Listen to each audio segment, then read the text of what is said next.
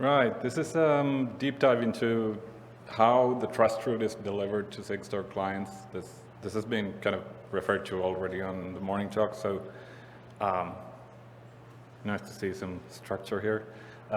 This talk is not going to be on specifics of how Tuf works either. So I guess consider yourselves lucky. Um, this is about how Sigstore implements their Tuf repository and how the clients access it, so on. Right. So my name is Jussi. Let's get started. These are the basic subjects I'm going to cover. I want to explain what root signing is and then also why it's kind of weird. It's a very specific project. Nothing else seems quite similar. And then I just want to talk about things that have happened in the last year as a response to some issues that we've found with root signing and kind of a report on how those actions then or what the results were. Before I get to that, I'll just want to give you some takeaways. Like if you remember one slide, let's make it the next one. In the talk, I'll be defining root signing several times. I have the same problem that Bob had, that it just doesn't fit on a slide, so I'll do it several times. So the first ones, the first item, I wanted to mention this because very soon I'll spend multiple minutes complaining and telling what was wrong and how it kind of didn't do what it was supposed to do. So I wanted to mention that it is an original Sigstore original innovation that is pretty cool and is now spreading out to other projects, other environments. And a little later in the talk, I'll show how we managed to make it quite a bit simpler and easier to maintain.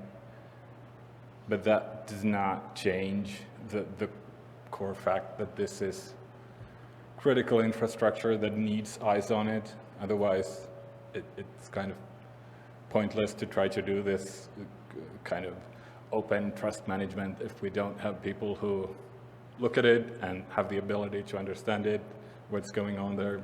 It kind of undervalues the whole thing. All right, so what is root signing? Like at a very high level, what service does it provide the ecosystem and by proxy or to the users? At this really high level, this is super simple. We just deliver the trust root, which is one file that contains all of the keys and certificates that a Sigstore client needs to kind of do the things that a Sigstore client does. I'm not going to go into details. You heard all of that from Samuel. There's a lot. Yeah, purpose is to securely deliver an up-to-date set of keys and certificates. That was, in a way, complete description, but there's a couple of properties that make this a more interesting case. And one of them is that the trust root is not a part of the Sigstore software project, but it is a feature of the instance. So often we work with the public good instance, and then that's the trust root that we're talking about. It's operated in an open fashion. This is kind of a critical detail here. Of course, we could do this somewhere behind closed doors and just promise that it's really good. There's good keys in there, but we do want all of the steps and the maintenance to be visible and auditable by everyone in the community. And finally, we don't want the key changes, cert changes to require any user approval when you're verifying or signing something. It just needs to flow from that initial choosing your Sigstore instance. And I guess another aspect of that is that we don't want to be dependent on client software updates. Those were already discussed.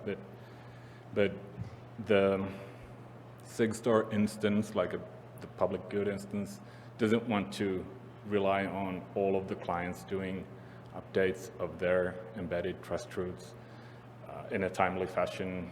It should be controlled by the instance. All right, so this is what kind of makes the problem a bit more tricky. If we look at it from the client perspective, so this is, I guess, definition number 3 or 4.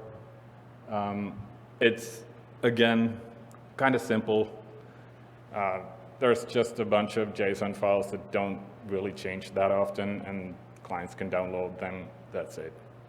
These JSON files will allow the clients to then securely download the actual trust root. The JSON files include signatures of those JSON files. This is a tough implementation detail, but the point is there are KMS keys and there are hardware keys controlled by some named community members who are kind of the final trust endpoint here.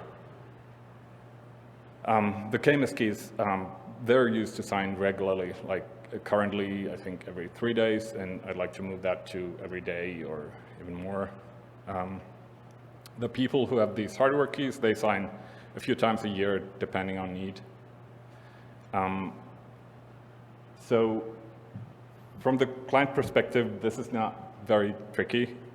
As long as you have the tough client implementation, this is not tricky. Just download these files and you're good to go.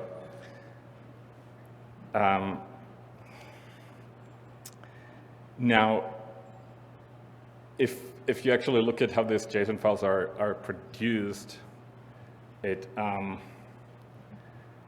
does look a little unexpected, and I thought I should address that. So there is a few aspects that you might not expect to see if you're looking at this as, you know, critical security infrastructure. Or in other ways, if someone from that aspect starts to look at the project, they might ask, why does it look like a fire hazard? So I thought I'd mention why some of these things aren't really as problematic as they seem. On the reliability aspect, we're running things on GitHub Actions, which is maybe not known as the most reliable application platform. But the thing is, we only really need to publish new things a few times a week, or maybe once a week would be really enough. So that'll work fine on GitHub Actions.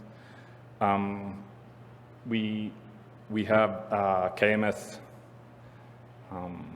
access to KMS signing in workflows that run automatically on cron. This could be problematic in other situations, but in this case, the KMS keys are, describe them as low value. Key compromise is not really critical. It's just slightly added value on the actual security, which I'll talk in a moment. And lastly, maybe the biggest point, we've got GitHub workflows with commit permissions, and those commits then lead to publishing the actual repository, leading to clients actually getting that repository. And this sounds bad, and well, it isn't ideal. But the core point why this is still okay is that the security of the trust root delivering the trust root to clients does not depend on the security of the Git repository where we host these JSON files. So in other words, compromise on this GitHub repository or any individual keys does not lead to any clients being compromised. And that's because the actual security relies on the hardware keys and the signers that control those. So yeah, I hope that explains why we can run this thing on a Git forge like GitHub, but why do we specifically want to do it there? One more definition and then we'll move on. So William talked earlier about treating security first and foremost as a usability problem, and this is the core issue here as well. From the perspective of the people running root signing or running the tuf repository, this is what it actually is. They need to be able to collaborate on a set of changes and then together sign those changes.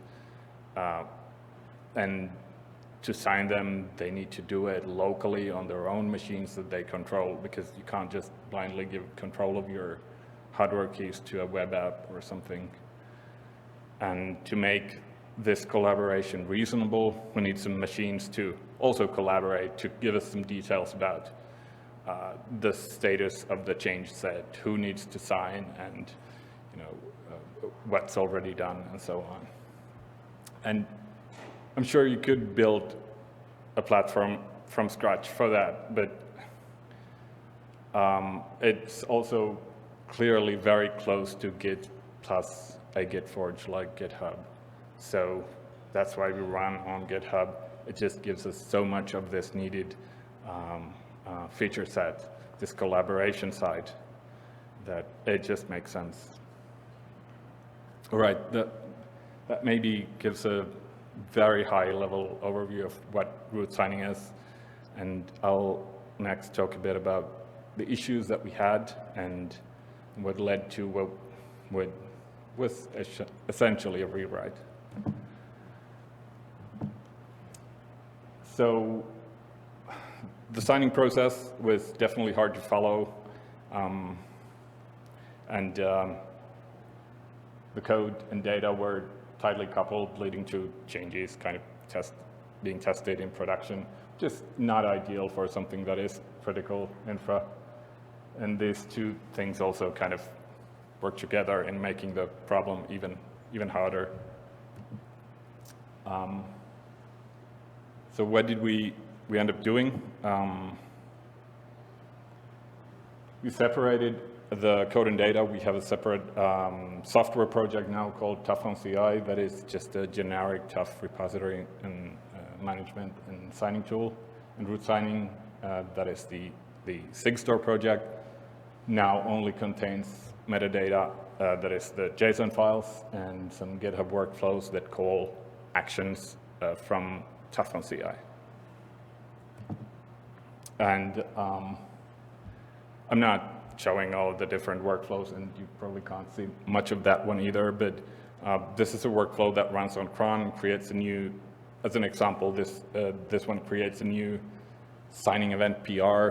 This is the collaboration space that I mentioned. When some tuf metadata is about to expire,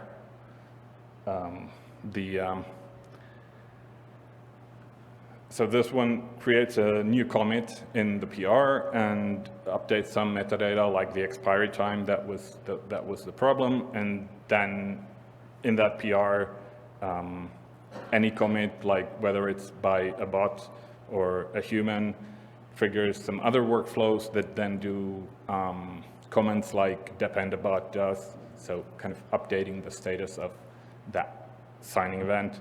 So this is hopefully somewhat visible. This is from a PR that is a signing event PR. There is a commit made by Sigstore bot that updated some tuf metadata and then then there is a comment where the signing event state is documented. No need to go into details, but you can see the signers are named there who can sign this. There is some advice for them how they can sign, and some basic status of how this is progressing. And later on in the same PR, this Fredrik Kommandarkapten has made a signature on his own machine. It gets committed and pushed into the branch. And then we've got another update that kind of explains how this is now successful, and we've got 2 signatures already, still missing two others, but this fulfills the requirements. Right, after this PR and this collaboration has reached some kind of conclusion and is merged, there is a bit more. There is the KMS signing workflows that also signs some metadata. There is a publishing workflow that does a pre-production publish in some client tests, and then the actual publish that makes it visible to clients. And if that sounds a little complicated, you're not wrong. Especially testing all of this is tricky. These are GitHub workflows and actions, and testing those, especially when they interact with each other, is not trivial. So that was one of the things that has been improved in the last year. First of all, since we now have the code separated from the actual root signing repository, we can actually test things and do the normal software development things that you could take for granted, but with GitHub Actions and workflows, people who have worked with those know that you often end up with a mess that isn't really testable. But we have some ability to do that now. We've also got a staging repository. I mentioned the tests that we're doing pre-deployment with actual clients, so that's Sigstore clients. These are much more extensive now.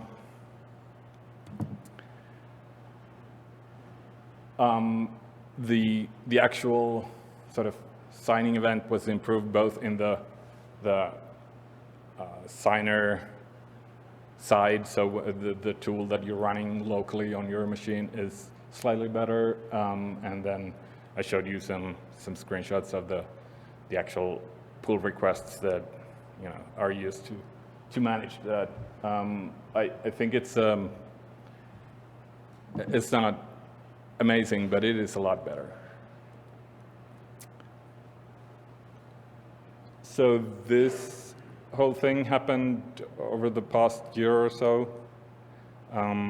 Root signing only started using this new system a few months ago, but the staging repository I mentioned has been running for 9, maybe 10 months. So we have some results and can kind of look at how this is all going. The deployment side of the software is definitely a lot better. This now feels like working with actual software and not just a collection of scripts and workflows and so on that can't really be tested. So this is quite nice that we can choose when we deploy new things. This is probably not very special for like most projects, but here it felt really good to be able to do that. This is amount of some lines. So code, the JSON metadata, shell scripts, workflows, GitHub Actions. So on the left is the original from last year. Everything was in root signing. And then on the right is basically root signing and the new project combined. And I think this is a pretty good result, even if most of that is just making sure we don't do so many copies of the same metadata in the repository so that it's a bit easier to follow. But it's not just the metadata. We also have a lot less workflows and actions, or a lot less code in there. The actual software is slightly smaller, which is, I think, a reasonable result considering that tuf-on-ci now handles some new use cases that aren't being used by root signing, but they're still available. I mentioned that we did testing stuff, and I mentioned that, it enables a lot of the normal things that developers elsewhere might think normal, but that was a big improvement. We've also got the deployment tests.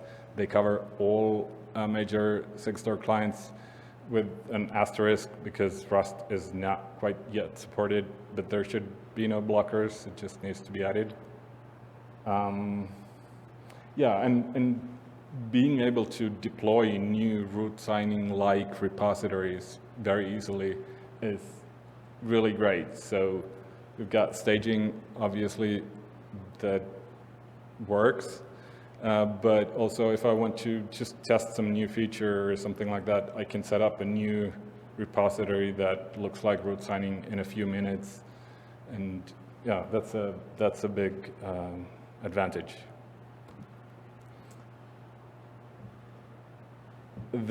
I'm not signer in the root signing project, so I can't really say if this is like a fact, but I think we've succeeded in making the actual signing and review process better. There's a lot less to just review and look at, and I think the user experience has been improved. I don't have any screenshots of that. Command line interfaces look a bit boring, whether they're good or not. So far, the results I mentioned have been just pretty much positive. This is more of a mixed result. So we now have a new dependency in a critical infrastructure project. It's not great, but the upside is that root signing requires very little maintenance now. You saw how much it was made smaller, so it helps. But yeah, the complexity did not just disappear. It's just now in another project.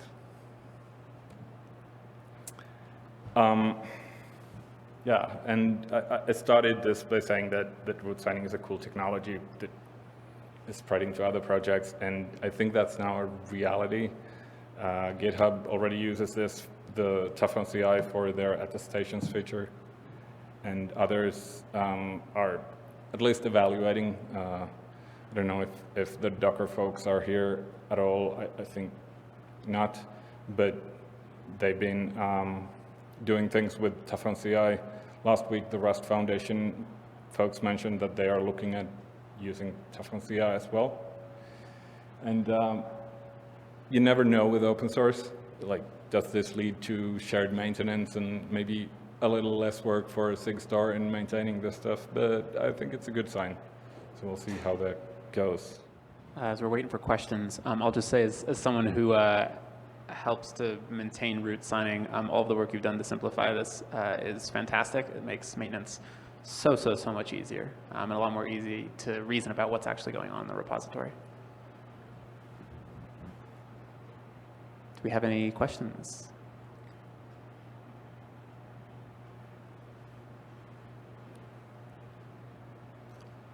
Alrighty, let's thank our speaker. Thank you, Jussi.